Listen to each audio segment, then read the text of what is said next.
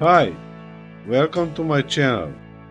In this video I will show you how to pin Google Chrome to Taskbar in Windows 11. So, let's get started.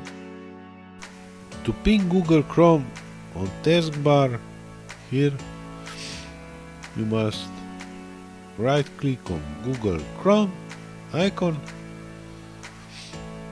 and now I will click show more to pin to taskbar and click on pin to taskbar and you have it, your Google Chrome pinned to taskbar. I will show you another options how to pin taskbar, pin Google Chrome in taskbar. I will delete this unpin.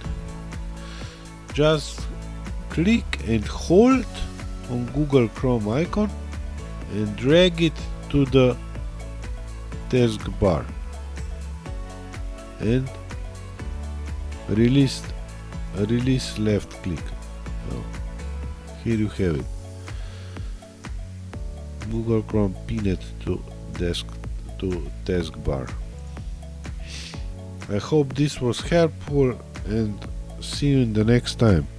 Thanks for watching and don't forget to like and subscribe for more helpful tips from me. Have a great day. Bye bye.